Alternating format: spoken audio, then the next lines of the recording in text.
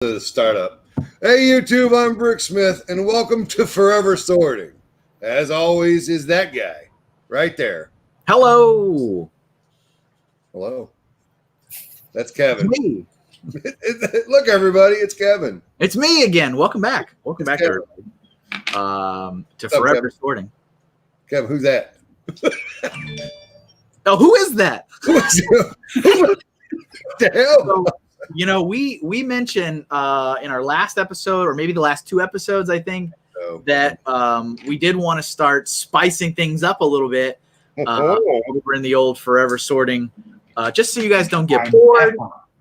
Just so you don't get, too used to us jabbering on all the time. For 2 years? No. For 2 years. So we have a very special guest today. We've got Joe from Brick Journal. You may see it on his shirt, maybe a little bit there. But it's not just Brick. I mean, Joe has a wealth of things to offer. Not just an amazing magazine. An awesome shirt. Exactly. Welcome to Forever Sorting, Joe. Hey, Joe. Thank you. Glad to be here. Thanks for coming, man. That's awesome. I'm honored.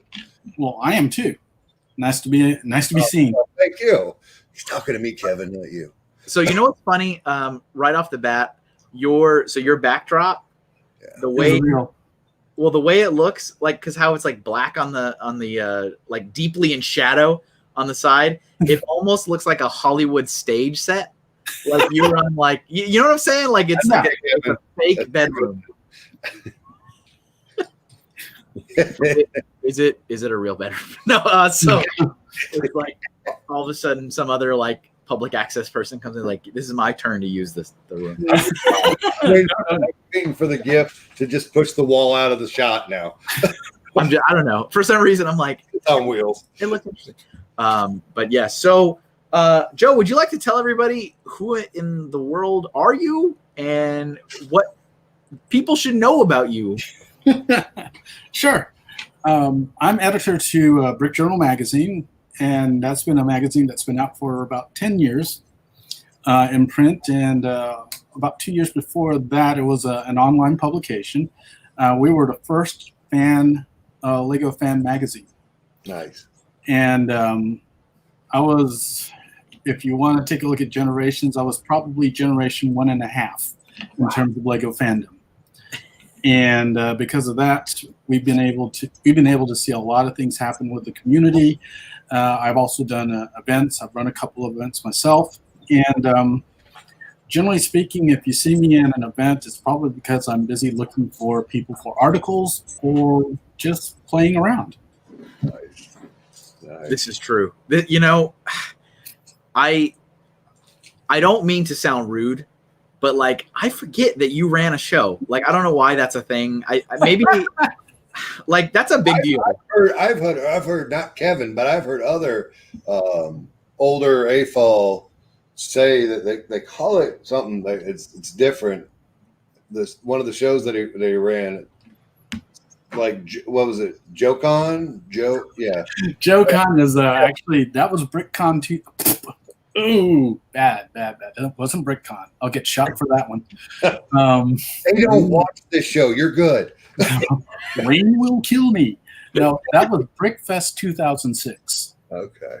Yeah. And that happened over in DC. Nice. And yeah, because there's even that, because that was like prior to my fandom and being, in part of the community. But yeah, I mean, I've heard. You were working at Colorado Mills in 06, weren't you? Well, actually, yeah, I guess that's true. Yeah, I was there. You were like not there. I wasn't privy. I wasn't, like, blinders were on. Mm-hmm. I'm going to derail this great banter real quick, Joe, to ask you a question. And it's a newish, oldish question that I've started. I don't do it very often, but because of something you said, I'm dying to know. Oh, no. Joe, so the Brick Smith has defined AFOL age as the age as an adult you began to play with Lego after your dark age. Now, if you didn't have one, well, then you're just that many years old, and that's how. Okay, like I'm this many. No, I'm 8. I'm 8 years old now. I'm so proud of myself. Kevin is a little bit older than that. Joe, what's your AFOL age? Probably 13. Okay, nice. And the reason why I say that is because I am I build robotic stuff. Oh, nice. Okay. And now I'm trying to get off of robotics to mechanical stuff because the robotics Lego came up with the Spike Prime, and that's a great idea. But unfortunately, that means I had to reset all of my everything that I knew about robots. And ain't that how it all like that's how it always is? Yeah, but I'm just looking at it going, oh, and so it's like, well, there's two things. Either I can sit down and learn, which I will eventually do, or figure a way around it. And that's what I'm doing right now. I'm busy right now. I'm trying to figure out how to gear things so that one motor runs everything. We have an AFOL in the community, Tanya, Miss Brick Kitten. Miss Brick Kitten decided to start. She has married robotics that are non-Lego and Lego, and she makes some of the craziest, bestest robots. She's got one she calls Stabby that runs around with a knife. It's awesome. So I just want, anytime anybody says robotics, I think of Tanya. Sorry, No, that's fine. Yeah, she's got some great stuff. She's over in Colorado, and whenever she shows with her lug, the kids love it. She's over there in Den Lug with a couple other friends of ours. So Joe has been. I'm a fossil. No, that's I am a coelacanth. A very old fish. I am a very old fish. I think that's a Pokemon name. But Joe, because of like all look at the kid over there, huh? Because of all the different stuff you've had to do, whether that's helping run a show, running your own show, the magazine, like you've been witness to so much of the community over a long period of time, and it's actually, I was saying before we went live that. I mean, I've only been part of the community for the last 8 or so years, and six for me. And I feel like in that 8 years, I've seen like this ridiculous growth and evolution, and things come and go and start and stop and all this stuff. I'm like, that's got to be like times 5 for you for things that have happened. But I mean, it's really incredible, and I want to make sure you guys know that you can find Joe on the internet. He is there if you want to like follow him on stuff, right, on the social media. Like a lot of our viewers are like hot on the Insta. Joe, they're all about the Instagram. He's on Instagram, and I'll share a post sometime Saturday after this goes live if I can remember. I have 2 accounts on Instagram. One is me, and one is the magazine. And that's the double Mino, right? The double. Yeah. Well, one's professional and one definitely isn't. So I get that. But yeah, you can. I don't have personal, so it's cool. There's only one Julian. That's it. It's all Brick Smith. It's all. That makes it easy. 10%, huh? That makes it easy. Yeah, I used to have a Facebook. Now I just ignore it and just. Post Lego. He ignores it and gets nominated, like everyone gets nominated. Well, that one, no. That one I pay attention to. That's okay. It's 90% Lego, 10% family. Yeah. I see. Very, very nice.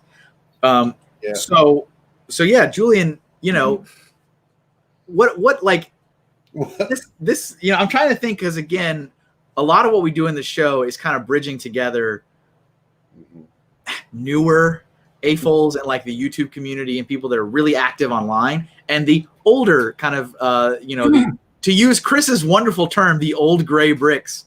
Yeah, long in the tooth. Yeah, long in the tooth. Oh man, I crack up every time that he says that. Kevin thinks it's great that Chris is from Georgia in the South. Yeah, it makes Kevin's day to listen to Chris spin a yarn. It's so great. It's so good. So I try to think about like questions from both sides, like people that have known Joe and people that have no idea who this guy is. Yeah. But yeah, Brick Journal is still around today. It's still a thing, folks. Very much. Hasn't died yet. What's that? It hasn't died yet. Yeah, I got a couple of early hard hitting questions that it just pop into my head, and usually if I don't ask, I'll forget. Yes. The first, I don't know which one to do first. There's one that should be logically first, but the other one is kind of more hard hitting. But okay, what? Okay, I'm gonna go with the easy. I call it the easy one. Why did you decide to do a magazine? Why is that your passion? Or I assume it's your passion. Why is that your medium of choice in the world today? Long-winded. Sorry, my bad. The other one's gonna suck, but that's a loaded question. The reason why I did the magazine was about, what year was it? 2002, 2003. By that time, I was volunteering in events and doing them, and I was looking around and seeing all this stuff, all these things, all these models, and all these people. And the thought crossed my mind that somebody should be taking note of all of this. Mm-hmm. And after that, it was just something that floated in my head. I didn't really pay too much attention because at that time there was also LugNet, which was the online resource, and people would post there and talk about stuff online there. But there was nothing like Facebook or anything of that, or Instagram before. At that time, and so the best idea, Flickr wasn't even around. I don't know what Flickr is now. It's cool. Basically online photo galleries. So there wasn't anything out there, and there was a Brick Shelf, which was basically nothing but a photo gallery. Yeah, but there were no words to go with it. So you would just see words. You would see photos, but there would be no information. No context at all. Yeah. Gotcha. And so the more I thought about it, the more I went, there needs to be somebody that's documenting this. And it turns out, I would be looking around, I would ask around, and it turns out that I have a print background. Okay. I have a design background. Nice. I was working at a newspaper at the time. And the more I thought about it, the more it's like, well, this looks like a niche I can fit. There you go. That person is me. And I actually talked with a couple of people who were somewhat interested, and there was another magazine idea that was coming out that was trying to start, and I joined them, but nothing happened. And after a little bit of time, it just dawned on me. It's like, guys, if you don't come up with something in 2 weeks, if you don't make any movement, I'm going. Yeah. And 2 weeks passed, and I went. And that's when I started working on the magazine. And the first issue came out 2005. Okay. And it surprised the mess out of a lot of people because they didn't know I was a designer, a graphic designer at all. They were fully expecting the typical photocopy magazine. Mm-hmm. You know what a mimeograph is? Right. One of those really cheaply done things. No, this was something that actually looked like a magazine, and it flipped everybody out. Yeah. And then after that, I maintained it for 2 years, and then Lego got interested and helped launch it in print. So you were on thank you. That leads me on to my next question. You said you were online for 2 years, mm-hmm. and then Lego. And now you can go get a tangible copy from the bookstore. Mm-hmm. Not all of them, folks. I went to the wrong damn one trying to get Kevin's article, and I got angry at go to a comic store. Go to just store. No, go to a comic store. Yeah, no. Kevin told me to go to a bookstore. I don't know. I don't remember what conversation. I don't know what you're talking, Kevin. You don't even know. Was this months ago? Well, just order it online. Kevin, this is years ago. I never forget. You keep sitting there, Kevin. I'm an elephant. No. So here's he literally just said 5 minutes ago, I will forget. It's like, I will never forget. Go on. Very short. Question. Yeah, I'm already forgetting the question. So we sit here in today's time and everything is going paperless. Do you feel like your magazine will end up going back online only? Or do you think you'll be able to continue carrying on with the actual physical copy? By the way, I'm 42 and I like the hard copy stuff. I don't like the internet. The light hurts my eyes. I don't like reading on the internet. It says the YouTuber. Whoa! Yeah. I'm looking at video. I don't. I'm just saying. What? I'm just saying. It's just nobody. Actually, yeah. I have to end this. That's a harder hitting question than the first. I told you that was the one that was going to suck. I promise. And if you just don't want to answer it, we can figure it out. No. I'm happy to answer it. The Brick Journal, by nature, is a print publication. One of the things that I have to deal with now is the magazine has a lead time. And when it has a lead time, that means that I have to get stuff far in advance. That pretty much means that anything that's quote unquote immediate doesn't exist. And this is proven to be more and more of a problem, especially with getting Lego information, because Lego, the company really keeps their stuff secret. Can I jump in here and interject real quick? Sure. You said that Lego helped you launch it, but now they're not willing to help you with trade secrets that. I mean, you could sign. I don't know what they call those things. Where those NDAs? Yeah, you don't talk. Good. I mean, if they're willing to help you get it going, why are they all not gonna? That's frustrating for me. That's frustrating for me. And the only reason that can come up to mind for me is that I mentioned earlier I'm generation 1.5. Right. There's another generation of people that are at Lego that there are. that are completely new that don't know. Kevin, you all right? Yeah, there are. Yeah, there are. No, he would understand completely, because he came in there during the transition.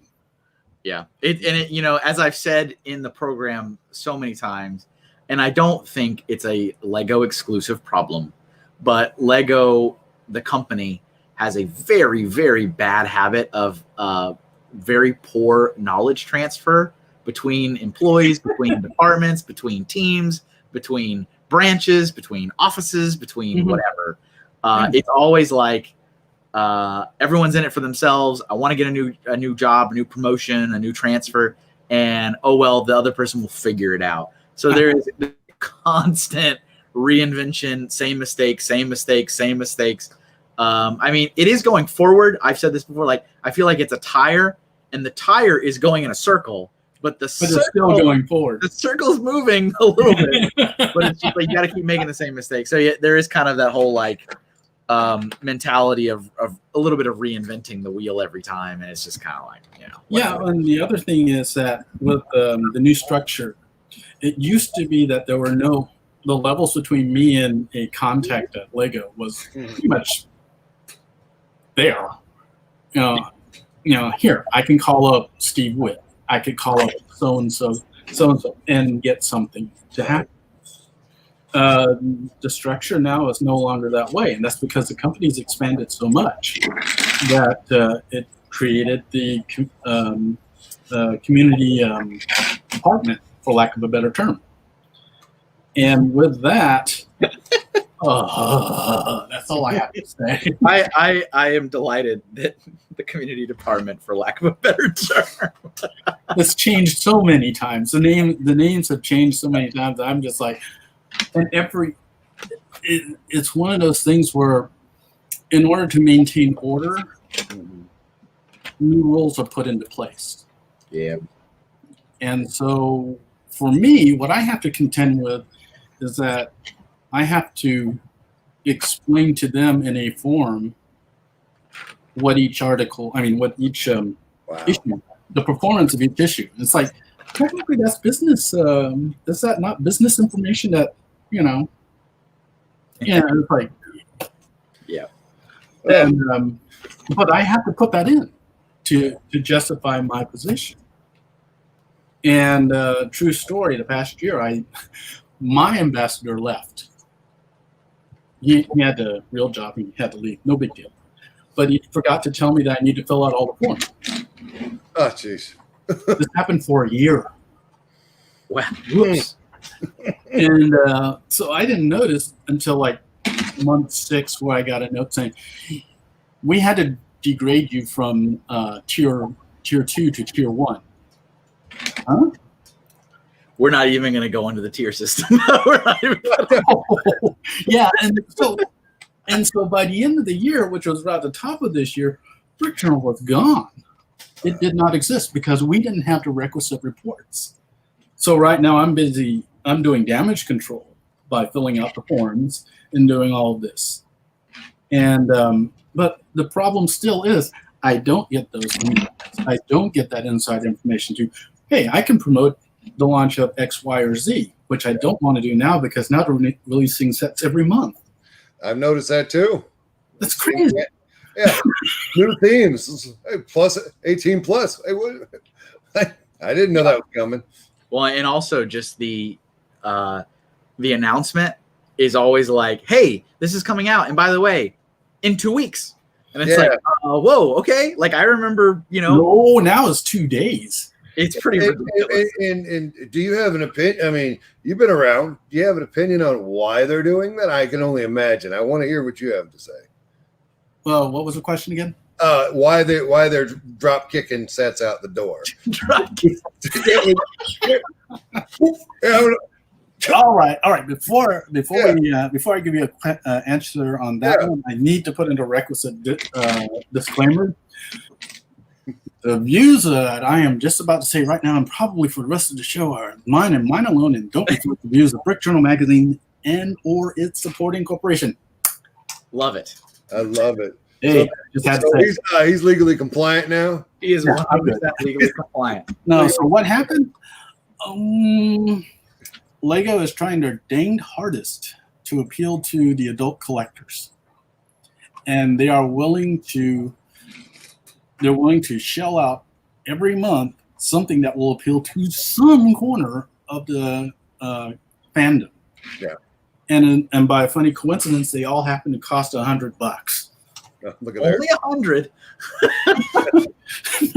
No, I'm just like, when I started seeing these come out, and then I saw the websites get review copies and all, I got a little upset about that because it's like, hey, I could be getting these. Yeah. Now I'm just like going, no, you guys can go on, because I can't see myself dealing with 2,000 to 3,000 piece sets every month and reviewing, because I'm the one doing it. Yeah. So it's like, something falls in the mail, plop. That's a weekend right there for me to sit down and do. And it's like, I haven't got the horsepower for that. And actually, if you really wanted me to do that, I'd probably just look and say, no. Because it's like, there's so much stuff coming out. Yeah. And it is coming down. It's coming down hard. It's Drop kicking the sets out the door. That's what they're doing, man. Oh, they want. Well, now I'm actually trained to wait on the around the 15th. I'm waiting for the emails to drop saying, okay, what's coming out for next month? What's happening next month? Yeah.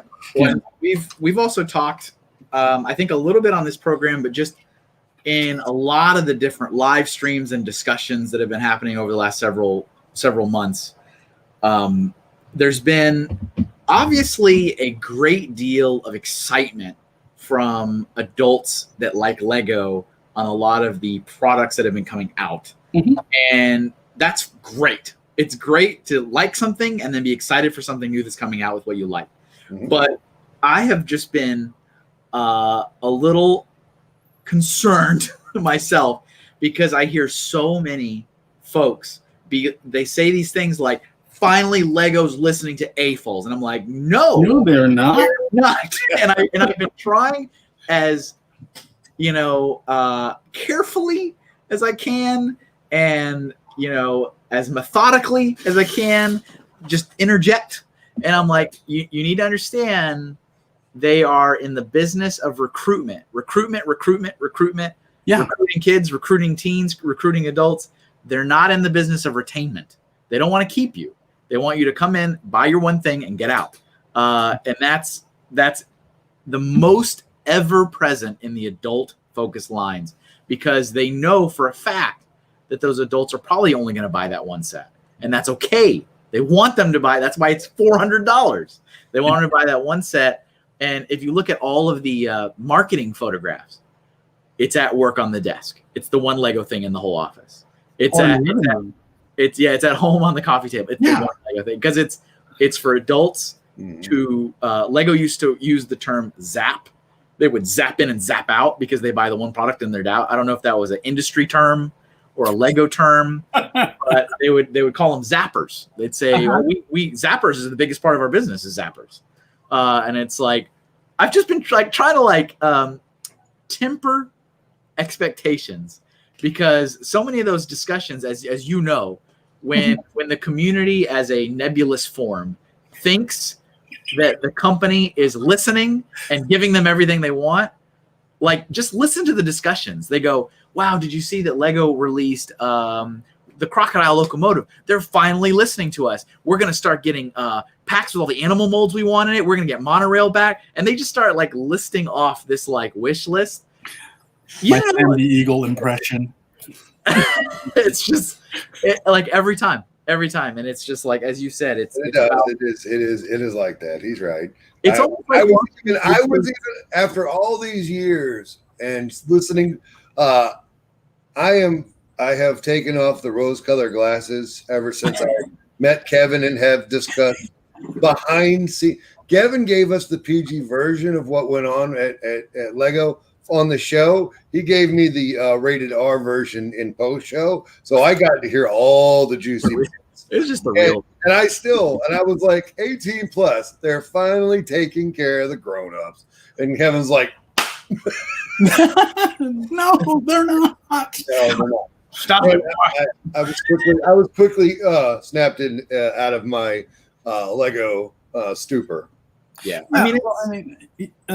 Kevin brings up a really good point, and I really didn't think about it until you brought it up, is that the high price sets don't come with a theme. No. They are one-shots. Yeah. So it's it makes perfect sense when you look at it from this point of view. It's duh. Yeah. And there's nothing wrong at all with adult fans, teenage fans being excited about it. Buy it, have fun with it, build it. But it always seems it just never fails that when they get in this mindset of Lego's here to service AFOLs now, and it's just they immediately mentally bring up their wish list of items, and it's none of those are going to happen. And this is not I'm sorry. Yeah, this is not for you. This is not for you. This is not for what Lego would say high affinity user. This is for someone who's potentially never bought Lego or has not bought it in the last 30 years.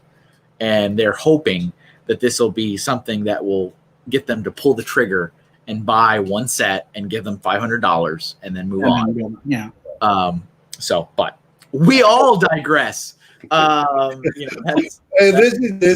is what this show is for. Right. Even though we're taking Joe's time away from him. Sorry. So this is fascinating. Yeah, we try. So a couple things from me specifically to the magazine is I remember I remember selling them in the store because I was in the store. Yeah. And I don't remember what issue it was, but I remember when we got our first case of them, and I thought it was super, super slick. I'm like, this is cool as a magazine about Lego stuff. But I also remember them going, here you go. We don't know where to put them. I was like, okay, this is on launch. And and we've talked about this before, where it's just you have it, and I'm just register. So you're because it's not, the store meant to have boxes. And so, that was a thing. And that was a thing almost through the whole duration of the store selling the magazine until the very end, when they actually made these plexi holders and stuff for it. It was, I remember in all of my locations, always being like, how do I merchandise this? Like, it's just like, I like it, it's cool, but like the store wasn't like made to sell it. Well, it wasn't the store; it's the marketing. It was one of those things, and when I first saw them in the stores, I was going, "What's?" And it's like, I've been in retail. I've worked in retail. I actually worked at the Disney store, and actually worked at Target not too long ago.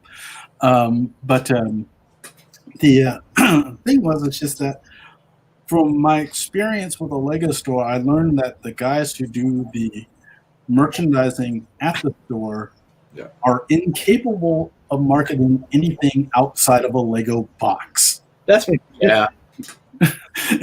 It just completely blew my mind, because I was like going, it's a magazine. You prop it up, you put it somewhere, and there you go. You should put it, you should put it over by the cash register because it's an impulse thing. And I actually heard, it's like, no, we can't put it there. It's high traffic.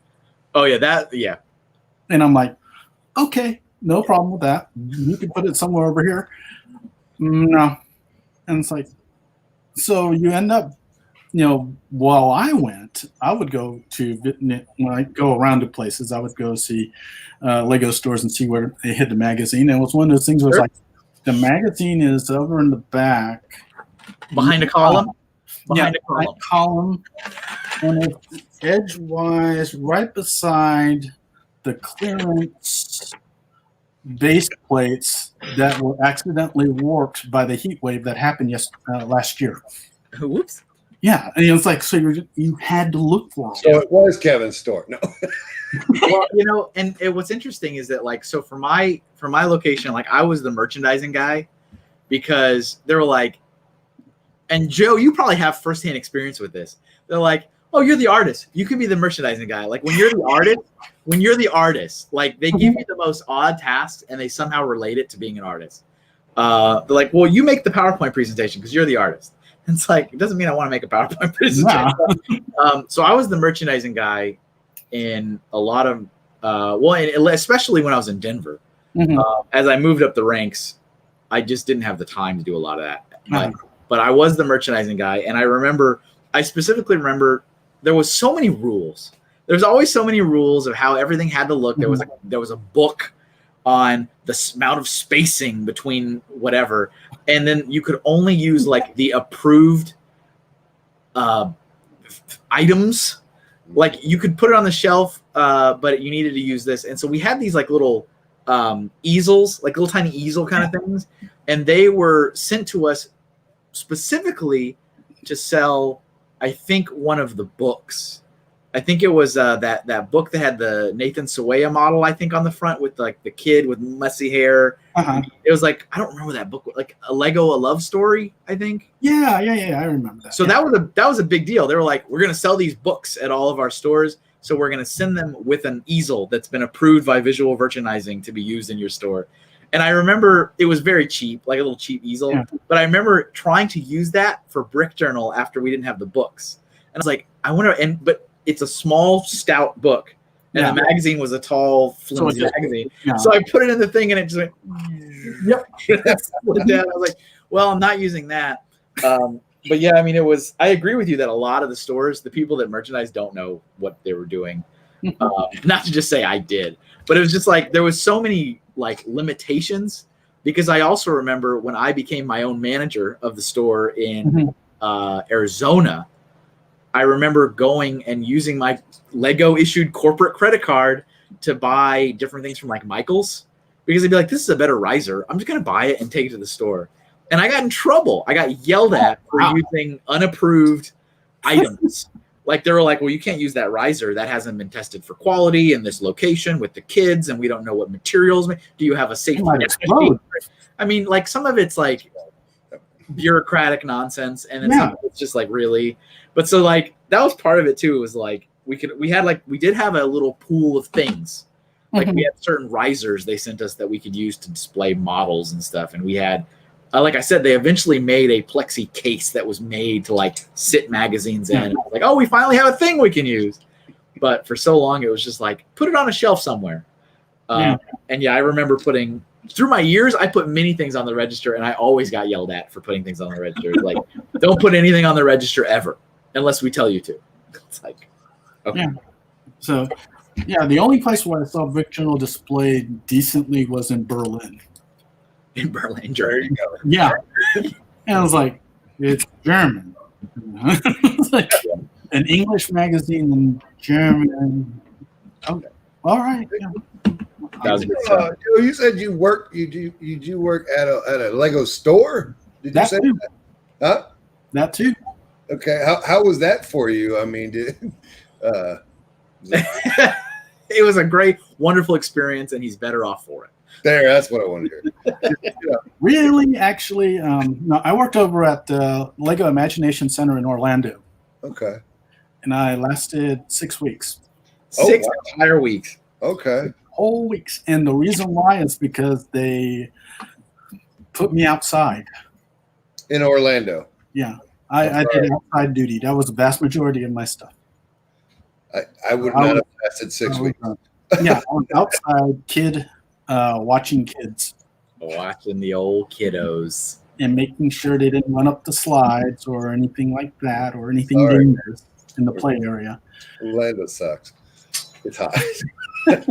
Well, I mean, but at the same time, that got me back into the hobby. So Well, that part's good then. Yeah, I bought my Star Wars sets there. My first X-Wing, there. So that brings me to one of my other questions: is favorite theme? Space. Chris will be happy. Chris will be very happy. Chris will be very happy. Chris is the forever sorting space guy. Yep. It's actually really funny, Julian, when you're on one of Chris's stream and you're like outnumbered. Yep. It's a 10-1, and it's like every single one of them is space, and there's you. And I feel bad for Brian. Brian Bricks is a 20-something year fall who is into classic Castle. You're right. Oh. And he's bless his heart when he goes into space. And I'm a former City now Castle guy, so I'm like City Castle, and it's like no space. And it's like I get it because they're just like the old days. They love to do like the space chant whenever like space comes up, and they do this in the program, and it's funny. I always when they do it, I find where Julian is, and I look at his face because he's always just like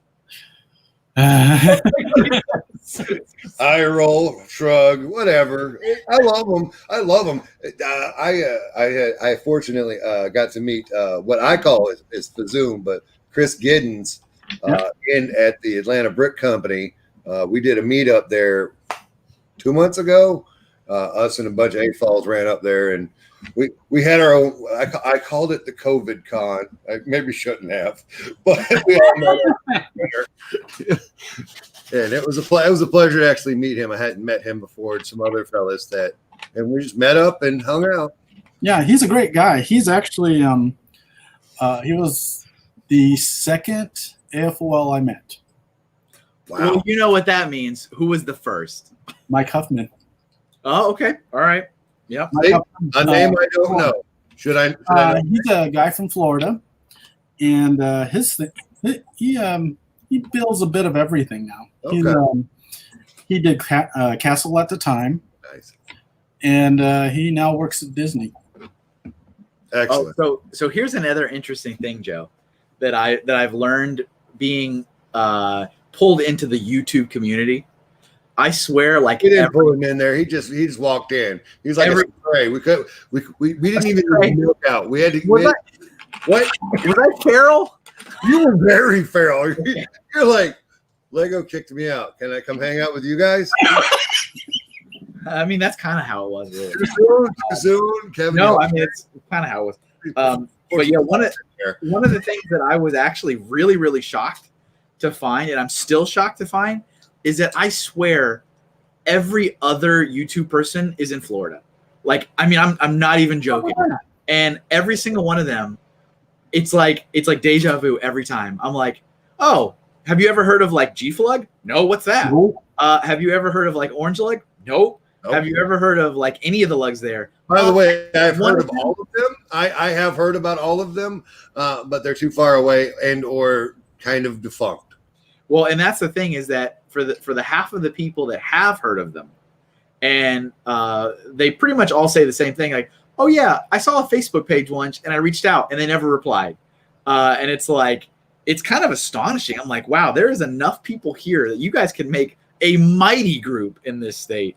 But like, Right. I mean, there's a lot of folks in Forget Florida. the fact that it's 5 hours from Tallahassee to Orlando. I'm just saying. Yeah, well, Yeah. Florida's a long state. So yeah, I understand that. But it's kind of crazy. It's like, I feel like every day I'm like, oh, you're in Florida too. Okay. There's a bunch of us. Darn. Yeah. It's pretty astonishing. There's 3 in Tallahassee that I can think of off the top of my head, and we don't hang out very often. I'm friends with one, and I bought Lego off the other guy. So why don't you? Yeah, ask them because they're got an open invitation to come eat dinner at my house anytime. Also, Joe, if you're ever in Tallahassee, come on over and eat dinner. The wife makes a hell of a fried rice and orange chicken. You love it. Yeah. Okay, but Joe, I'm an AFOL collector. I collect. So what was your favorite show, Julian? What are you talking about? Like, you talking about a convention? Yeah. I'm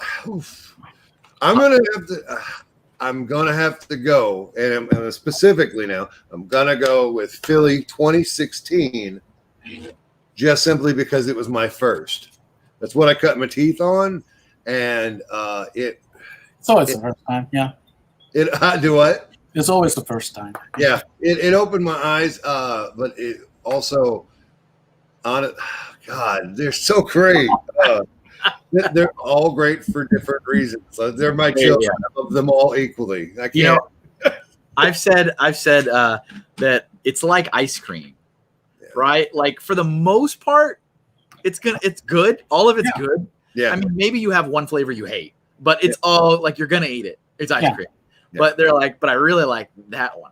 But it's all good. It's all good stuff. But yeah, the drop, like, okay, Bama, 5 hours away, solid people, great time. But Philly's what I cut my teeth on. You know, it's the one that it almost feels like a home show to me, even though it's like 15 hours away. But God, I've said it time and again. I would like to go to all the shows all the time right now. I want to bounce from show to show to show. I do feel like some that I haven't been to yet won't have what I'm looking for as much as Brick Fair and Brick Fest, or Philly Brick Fest. The home show, from what I've never been to the Brick Fest live shows, but from what I'm told, it's very, very, very, very child centric. Mm-hmm. Yeah, and not something that a legit AFOL builder wants to go hang out for the whole day. Mm-hmm. You know, maybe make a run. If they came to Tallahassee, I'd go. I'd make a lap and I'd go home. Uh-huh. You know, but so Philly and Bama or Brick Fair, and I feel like I would love all the Brick Fair personally. If they're anything like Alabama, I think I'd love them. Plus, I like as big as Alabama, and I'd like to go to one of these huge mega cons. Uh-huh. 1,000 displayers, and there's 1,000 AFOLs that can. And Joe, and here's the problem. I want them all to be my friend. So I want to Rick Smith, and I want to be your friend. Kevin, get the URL, sir. Yeah, well, the funny thing is, I don't get press passes. I don't ask for them. I go in as an attendee. Yeah. Either that or a vendor. Either one of the two. Mm-hmm. And vending is not as fun as being an attendee. I can say that without a second thought. Yeah.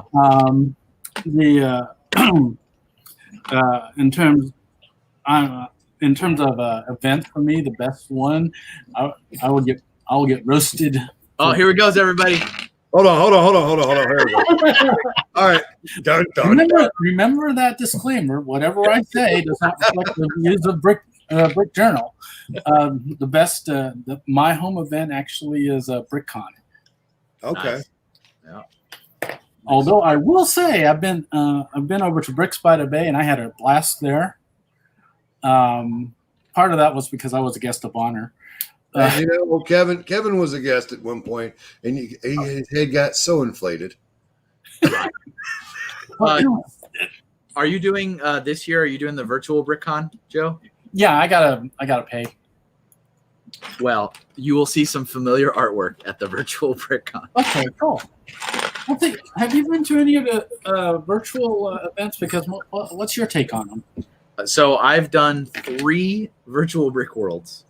So the first one I went to was just as Mark reached out to me and said, would you be willing to just let me know what you think of this? And so he gave me a free pass to it. It was very last minute. It was like the day before. Oh boy. I was like, okay, I guess so. So I didn't have like a heck of a lot of time to plan. So I already had other stuff I had to do that day. So I went in like literally the last hour.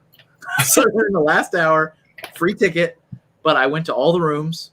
And the thing I took away from there was that the Lego Masters were absolutely celebrities because they had like a room, like the Lego Master contestants had a room. And I this was the last hour, and I went in there, and they were using Zoom, of course, and so you have the full screen, and it can take like a max of like 25 icons on the screen, and I was like, whoa, they've got a full room. Like next, whoa, next, whoa, next. Like they had like 6 pages of people, and I'm like, okay, so they're famous. And then I went to like some of the vendors, like I went to Abby's room and I went to Mark Johnson from Brick Crafts, and they were like, I was the only person in the room. It's like, hello, like, what are you doing? So there seemed to be like a very like vast difference in the popularity of the content, but I thought it was very successful. I was like, no, it seems like a really good successful thing. And that first show they sold a lot of tickets. They didn't sell out, but they sold a lot. And so the next show, Mark asked me if I would actually host a room, and I did. So I drew for people. Yeah. And that was actually really fun. And I enjoyed it. I was not sitting on hundreds of people in my room, but it was a lot of fun.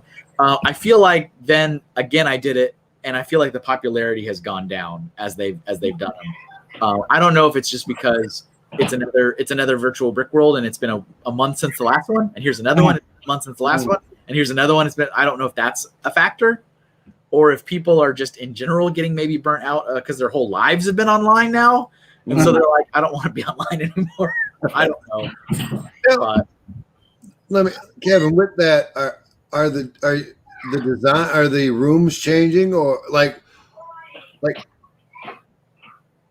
are there different displays, or are they always the same displays that you can look at every month? Or is it different? I'm asking. Well, so I mean, I haven't been Joe. I haven't been invited, nor have I been asked to display. And I know they don't know me, but it hurts my feelings anyway. So I haven't. I can only speak for the Brick Worlds. I know Brick Fiesta did online. I didn't attend that one. I'm talking Brick World. So for the Brick Worlds, there has been a few like staples that are always there.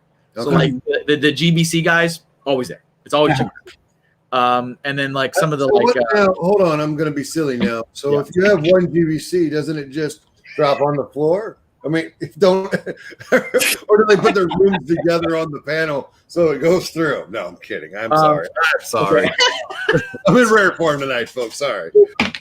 That's it. Yeah. I mean, that might be entertaining. Hey, there's videos work unless you have a friend. I didn't realize until one day when I was trying to be funny and I was trying to give Brian a hard time, and I went on YouTube and searched watching paint dry, and realized that there was a channel and it had a series of 12-hour videos where a guy would come on the canvas and get paint and paint it And then he walks away, and then the video just streams for 12 hours and you watch the paint dry. And I didn't watch it all, but I scrolled, and I'm like, it's live, it's not edited.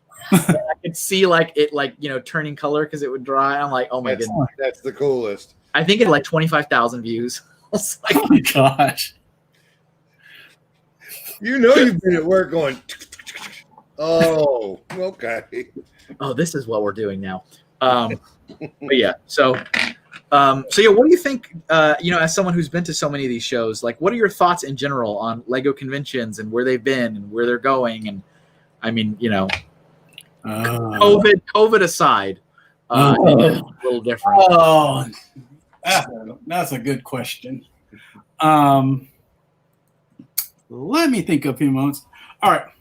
So right now, we are at a stage with events. We're at a stage where people present their stuff at tables. People walk by and they interact. We've hit a plateau in that area, and we've been that way for more than a few years. And part of the reason is that conventions they're still being fan run. Mm-hmm. Mm-hmm. And which is good in authenticity. In terms of progress towards doing something else, that's an entirely different question.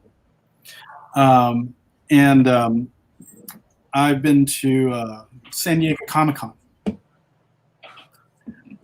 and it's a whole different world, but it's still a convention.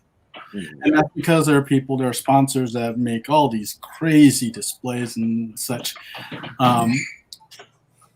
What I would like to see happen in events, with Lego events, it's not necessarily that, but we need to be able to interact better with the visitors, and not necessarily in like talking to them, because a lot of AFOs first sign of trouble. Yeah. I've never noticed that, Joe. Never. Okay, AFOs answer all the questions all the time. Yeah, but and that's why I love the people who stay around and talk about their stuff. Those are the people I really like hanging out with.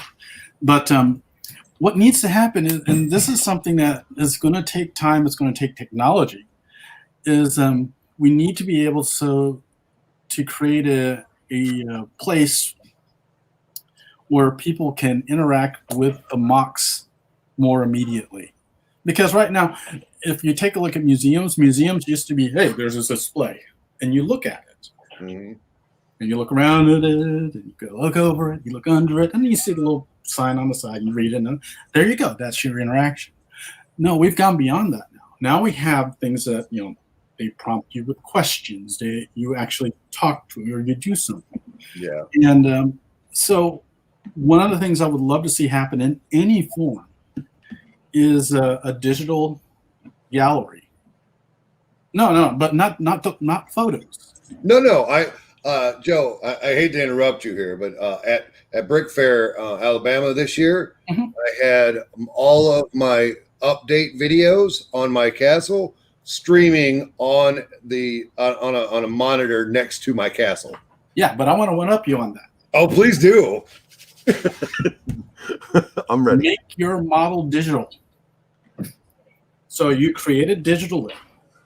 And then you, as an observer, can be a person walking through your creation. Oh my God. That's a crazy idea, but that's something that. Oh, dude, that's awesome! I would love people to be able to walk around in my castle. Yeah, and we're halfway there. The technology is halfway there. We can make creations. We can make them digitally. It's a matter of trying to figure out the viewer and making that work. Absolutely. So that would actually blow away things like. Brick Journal would have a whole new life with that, because then I can go, here's your model. You can actually view it as a minifigure, go through it, wander through all the rooms and whatnot, or you can hit a button and take it apart and see how it's put together. things like diagrams that I would do, they're all gone because now they're live. Yeah. So you know what's interesting? One of the things that when you were talking about, I mean, before we get into like the technology part of that, I'll become geeky at that point. No, it's fine. You were talking about like how I think a pretty big majority of the community when they're at shows, not really into like talking to people about what they do and stuff. Right. I mean, there are people that do, but what's interesting again, not to keep coming back to the same point, but I think it's important, is I was sitting there at Philly and I was astounded. I was like, I think one of 5 human beings in the room that did not want to talk to the public. I was sitting there like, every single one of these guys is on their feet on the other side of the stanchions.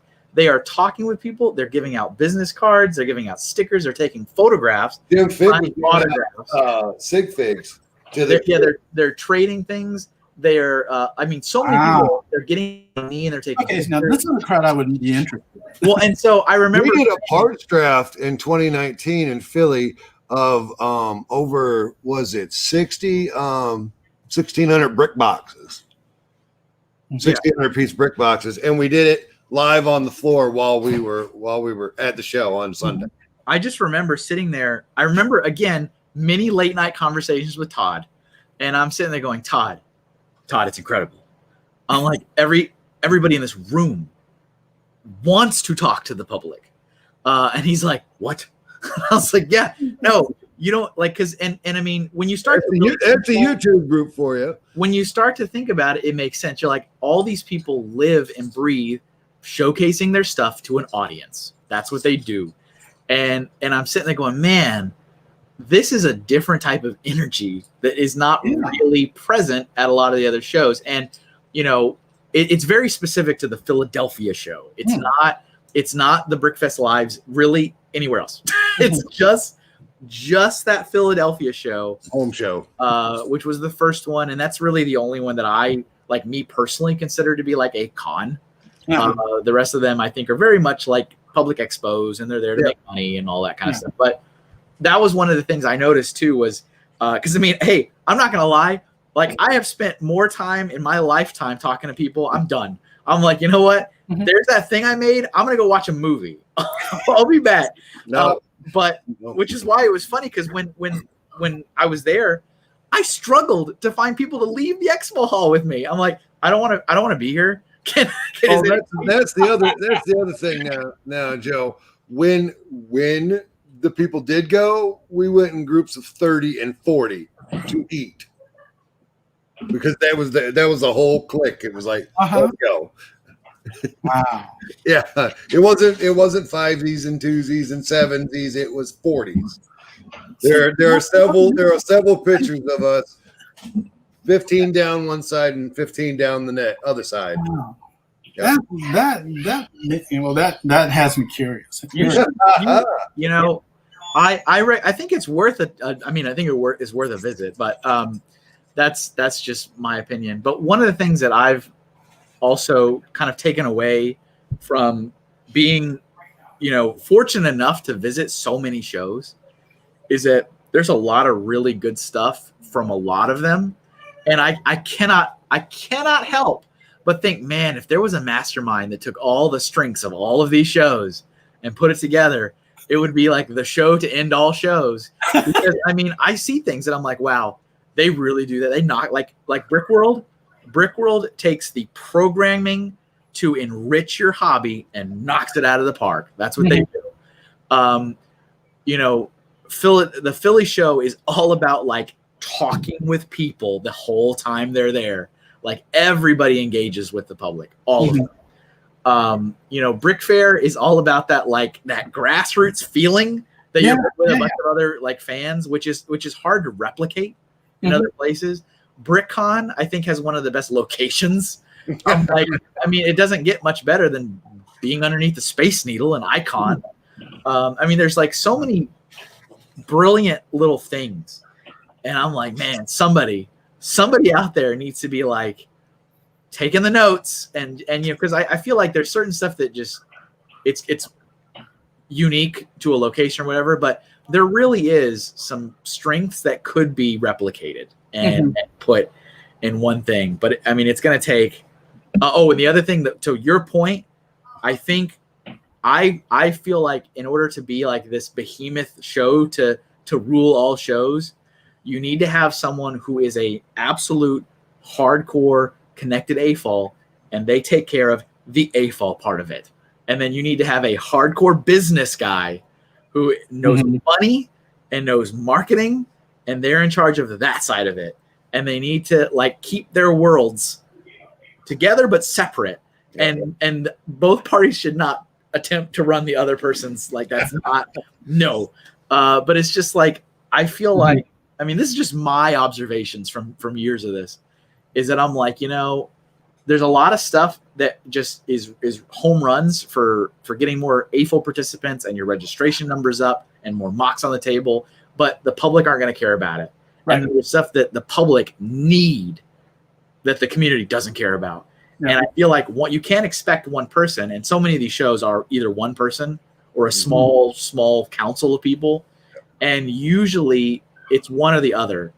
Like, I feel like, with Brickfest, it's very public focused. So like a lot of the folks that had never been to another show came to another show, and they were kind of like almost dumbfounded with like the programming. They're like, what? What is all this? Because that's the mindset there. And then you have like the opposite, where you have a show where Todd's setting up a bounce house because he's like, I don't know, maybe that'll be cool. It's like, because that's experiment, like somebody who's operating in a realm that they're not totally familiar in. It's like, well, I think it'd be cool, and maybe like I feel like there needs to be this like duality system where you're the businessman, you're the marketing manager, market, public, bodies through the door, that's your job, and then you are AFOL programming, and I just feel like it's on the horizon. That's how the old Brickfest models were, sort of. Bring it back. Joe Con was pretty much that way, because I was the person that was trying to make it work, and there was a business person that took care of all the money. I like it. And did it work? Yeah, it did. Joe in 2020. I would love to do one last convention, but one last hurrah. Yeah, I'll show up. Let's go. I'll help you. Yeah, I'll try and bring the YouTubers. Oh man, I mean, it could end up being not a last hurrah. That's like year one of 100. No, I actually would love to do one more convention, but it's just too many. It's too hard now. There are too many things. There are too many obstacles now. Yeah, there are too many obstacles and expectations. Well, and the world has thrown a couple wrenches into Is there anything going on in the world? Wait. What? I've been outside. I don't know. I haven't been outside in a year. What's happening? Is it really August? Yeah, that's what I'm saying. Golly, it's just like it was March. No, but well, I mean, the other thing about the technological thing is that you can have a convention last all year, because you would just put a digital space aside and say, upload your models, put them here, boom. Yeah. Wow. And I would be more than happy to walk in a space where I can interact with models in that way, because I may not have a person telling me about it, but I could learn on my own by taking apart the digital models and hitting button. You want to go out there and actually herd Steve Norton in real life. Yeah. Actually, that'd be a funny thing to do. We've as we've been mentioning several times, as Chris and Mark Sandlin and all, some of the old guard have been pulling into this realm. Yeah. The Fleebnork has made a resurgence. Oh yeah, Fleebnork. He's a friend of mine. Yeah. And everyone's like, wait, what? What is it? Fleebnorks. You know what they are. Come on. Yes. Indeed. Get with the plan. So amazingly enough, an hour has flown by. Yeah, we are here. But is there any words of wisdom that you would like to bestow on people, Joe? And of course, make sure you promote all the things you're doing, because we want to make sure people go and follow and, support the good work. Well, make sure you at least take a look at the Brick Journal website and take a look at the magazine. The magazine can be found at some Barnes and Nobles. If you want to order them, you can go over to a comic store and order them through Diamond. Outside of that, words of wisdom. There are 3 stages to being an AFOL. One of them is having the courage to actually build something out of the box, otherwise known as building something beyond the set. The second stage is finding your group to build with. And the third stage is going out on your own. The big step between the last two, those are the biggest steps, and those are the most important steps. All the great AFOLs, they build on their own terms. So, but in order to do that, you have to be confident enough to do it. And from my experience, me being one of those people in the third level, I hope, it's just that there will come a point where people will be looking at you saying, I expected it to come a different way because that's what I expected. The really good builders look at you and go, no, this is what I built. You learn how to build for yourself. There you go. And that's my advice. Awesome. We can't say anything now. We have to end on that note. We have to just cut it. No, but yeah, it's like building for yourself is what it really comes down to. Yeah. Wow. That's some beautiful. It is. Yep. Kevin, I think this is going to go in the right direction, buddy. Feeling good? Feel good about this. Yeah. Awesome. Joe, And I didn't cuss. Sir?